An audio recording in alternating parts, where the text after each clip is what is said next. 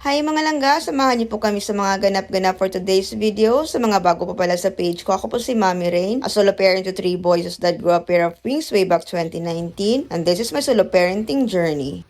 So, bali, sinamahan ko si Kael na kumuha ng Form 137 from his previous school. Tapos, nakisabay na din sa Isaiah kasi magpapa-clearance naman siya. So, bali, magkatabi lang yung school nila, Isaiah, at yung school naman kung saan graduate si Kael ng grade 6. At kung napapansin nyo, halos nakapambahay lang si Kael. So, ang sabi ko, ngay magsapatos man lang siya, pero wag na nga daw at malapit lang naman daw. So, parang ngayon lang ulit kami nakabalik dito pagkatapos niyang graduate. Kaya, yun, medyo nakakamiss din naman talaga. Parang ang bilis lang kasi ng panahon. Parang dati lang, nakatambay pa ako dyan kasama ng ibang mga nanay abang inaantay silang mag-uwian. So, bali parang isang taon lang talaga nakapag-aral si Kael dito ng face-to-face. Kasi nung nilipat ko sila dito from Lasali, pandemic na, modular learning, ganun. So, ayun nga, at nakuha naman namin agad yung sadya namin, kaya umalis na din kami. Tapos ang usapan namin is aantayin kami ni Isaiah dun sa school nila para sabay na kaming uuwi. Kaso nagutom daw si Kael, kaya ang sabi ko, mag-food trip muna kami dun sa may canteen sa high school. Tinanong ko din sa Isaiah kung tapos na siya magpa-clearance at yes daw, tapos na nga daw. So, ayun at dumiretso na kami sa may cafeteria. Minsan masarap ding mag-food trip dito kasi aside sa madaming choices is mura pa. At dahil nga hindi kami nakapag-lunch that day, nagugutom daw si Kael, gusto daw niyang mag-rice. Medyo late na kasi kami nagising kaya ayun yung breakfast naging brunch na nga.